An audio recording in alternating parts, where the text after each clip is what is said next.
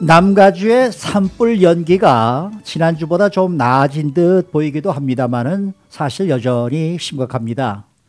계속해서 이 각별히 조심을 좀 해야 하겠는데요.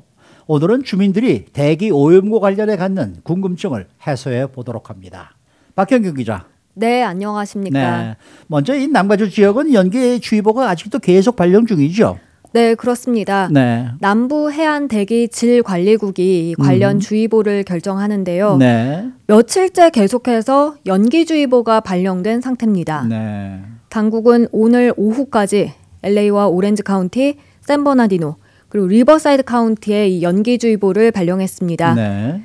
근데 이게 연기가 심해서 대기 오염이 얼마나 심각할지 이 관측에 따라서 발령되는 것인 만큼 일단 이렇게 발령되고 하루하루 연장되는 추세입니다. 네, 네. 그래서 오늘 오후까지 남가주에 내려진 이 연기주의보도 그의 앞선 주의보에서 연장된 거고요. 그러니까 오늘 오후가 지나서 또 연장될지 말지는 지나봐야 알게 됩니다. 아하, 네. 즉 남가주 주민들은 날마다 이 주의보 여부를 잘 살필 필요가 있겠습니다. 네. 근데 그 산불이 나는 그 인근에는 그렇게 잿가루가 많이 날린다 그래요?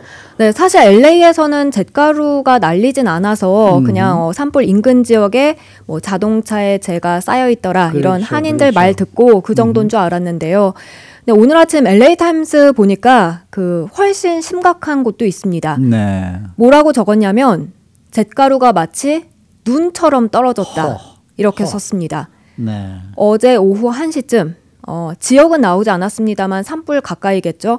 이 잿가루가 그렇게 눈이 내리는 것처럼 떨어진다고 하면서 이게 나흘 연속 이어지고 있다고 전했습니다. 근데 사실 뭐 우리가 사는 이거 한인타운 같은 경우에는 잿가루는 보이지 않지만은 역시 대기 오염이 아주 심각한 걸 우리가 직접 느낄 수가 있잖아요. 네, 맞습니다. 네. 사실 가장 심할 때보다는 그래도 지금 좀 나아지긴 했습니다만 하늘을 봐도 확실히 뿌옇고 뿌옇죠, 아직도. 네. 답답한 공기를 네. 느낄 수 있습니다. 눈과 목이 따갑기도 하고요. 네. 요즘 어떤 공기청정기 보면 거기에 그 미세먼지 농도가 나오는데요. LA에서 창문 다 닫고 청정기 틀고 있으면 그 수치가 2에서 3 정도로 나오는데 창문 한번 열었다 하면 이 수치가 35에서 40까지 급격하게 올라갑니다. 네. 그래서 당국은 자꾸 창문과 문 꽉 닫고 실내에 닫고 있어라 머무르라고 하는 하는 것입니다. 이유가. 네. 근데 이렇게 공기가 나쁘다 보니까 하늘 사이에서 이 공기청정기를 사는 사람들이 그렇게 많이 늘었다면서요. 네, 지난주 공기청정기 판매하는 한인 업체에서 문의와 판매 늘어났다고 전해드렸는데 그 후 주말 지나면서 지금 관심이 더 폭발하고 있습니다. 네. 코웨이의 경우 공기청정기 문의와 판매가 평소 한 3배 정도 급증했다고 밝혔습니다. 그리고 어제 저희 라디오 코리아 웹사이트에 올라간 그 코웨이의 추석맞이 공기청정기 프로모션 기사도 보니까 조회수가 확실히 눈에 띄게 많아서 한인들의 관심이 상당하구나 알 수 있었습니다. 네. 그리고 또 킴스전기 역시 이 공기청정기에 관한 문의가 굉장히 많다고 합니다. 네, 네. 이건 한인 업체들뿐만 아니라 주류 쪽도 마찬가지입니다. 공기청정기 인기가 대단한데요. 북가주 같은 일부 지역에선 사고 싶어도 없어서 못 산다고 하더라고요. 네, 네. 매장은 물론이고 온라인상으로 사려고 해도 힘들 수 있습니다. 오늘 아침 아마존에 들어가 봤더니 그 공기청정기가 쭉 나오긴 하는데 아하. 이제 일부 제품은 매진입니다. 어허. 그래서 사고 싶은 특정 제품을 못 사는 경우도 상당수에 달합니다. 저 같은 경우도 원래 침실에 베드룸에 그 공기청정기를 놨었는데 요새는 낮에는 또 리빙룸에다가 또 옮겨놨다가 밤에 또 가지고 들어가고 지금 일을 지금 하고 있습니다. 그런데 이 공기청정기를 직접 만들어 쓰는 사람들도 있다 그래요. 네, 요즘 모든 DIY가 인기잖아요. 네, 네. 공기청정기도 구하기 어려운 이 시기에 공기청정기를 직접 만드는 DIY 방법이 소셜미디어를 비롯한 온라인상에서 많이 확산되고 있습니다. 근데 이게 그냥 네티즌들이 올린 게 아니라요. 네. 뭐 캘리포니아주 대기자원국 아니면 예일대학 이런 등등 좀 믿을 만한 기관들에서 올리는데요. 필요한 재료는 총 3가지입니다. 하나는 20 by 20 박스 팬. 그러니까 정사각형 모양으로 된 안에 있죠. 날개 보이는 그 선풍기죠. 박스형 선풍기고요. 그다음에 역시 같은 크기의 에어 필터입니다. 필터. 네, 근데 이건 MERB에서 평가한 13 또는 그 이상 레이트를 받은 필터입니다. 마지막 재료는 덕테이프인데요. 덕테이프 갖다 붙여야 되니까. 네, 에어 필터를 선풍기 뒷면에다가 덕테이프로 붙이는 겁니다. 그리고 그 선풍기를 틀면 이제 직접 만든 공기청정기가 되는 건데 사실 이렇게 보면 뭐 그게 도움이 될까 싶지만요. 이게 생각보다 꽤 도움이 된다고 그래요? 전문가들은 말합니다. 그래서 쓰다가 에어필터 이제 지저분해지면 그 에어필터만 교체해주면 됩니다. 그리고 또 이게 만약 귀찮다면 그 창문이나 문 틈에 젖은 수건을 갖다 끼워 놓는 것도 그래도 좀 도움이 된다고 하네요. 그러니까 이 선풍기 뒤에다가 필터를 갖다 끼울 같은 경우에는 그 선풍기를 강약을 조정을 해야 되는데 강하게 틀면 안 되겠네요. 그렇죠. 약하게 트는 게 도움이 되겠네요. 잘못하다가 모터가 탈 거 아니에요. 네, 그렇죠? 맞습니다. 바람이 완전히 이렇게 쉽게 흡입이 안 되니까. 그렇죠. 그런데 우리가 거주하고 있는 지역의 대기 오염도는 어떻게 측정을 할 수가 있는 거예요? 그 앞서 전해드린 남부 해안 대기 질 관리국 이 관할 지역, 그러니까 LA와 리버사이드, 샌버나니도 카운티 대부분 지역과 오렌지 카운티 전체 지역을 관할하는데요. 여기 산다면 이 당국의 대기 오염 지도를 확인해 보면 됩니다. AQMD Air Quality Map입니다. 찾아보면 되고요. 아니면 웹사이트 airnow.gov라는 곳도 있습니다. 여기는 집 코드별로 나오기 때문에 자신이 사는 집 코드 쳐서 알아볼 수 있고요. 집 코드보다 좀 더 작은 단위로 내가 사는 곳, 이 주소를 넣는 그런 사이트는 아직까지는 없습니다. 그리고 해안대기질관리국 관할 지역이 아니라면 퍼플 에어라는 웹사이트도 많이 쓰는데요. 여기는 웹사이트뿐만 아니라 그 앱으로도 있어서 스마트폰에 다운받아서 자주 확인할 수 있겠습니다. 여기에 더해서 그 각 카운티별 보건국에서 주의보 매일 업데이트하니까 그것도 확인하는 게 좋겠습니다. 우리가 저는 애플 휴대전화를 쓰는데 애플 날씨에 들어가 보면은 맨 처음에 나오는 게 내가 살고 있는 지역의 온도가 뭐 이런 게 나오지 않습니까?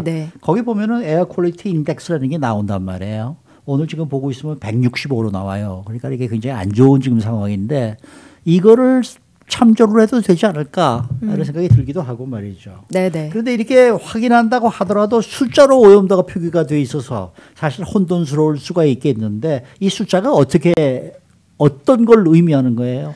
네, 이 남부 해안 대기 질관리국의 경우 숫자 500을 기준으로 해서 대기질을 평가하는데요. 일단 100이 넘어간다 하면 좋지 않다고 보면 되겠습니다. 100에서 150 사이는 천식이나 심장 질환이 있는 민감한 주민들에게 해로운 정도고요. 그리고 150 이상이 되면 민감한 사람들은 물론이고 건강한 사람들한테도 해로운 수준입니다. 그러니까 앞서 165라고 했는데 그럼 지금 이 대기질은 건강한 사람들에게도 안 좋다는 거겠죠. 그래서 150 이상 되면 일단 야외 활동 자제하는 것이 권고됩니다. 그런데 에큐웨더라는 곳에선 또 다른 수치를 쓰는데요.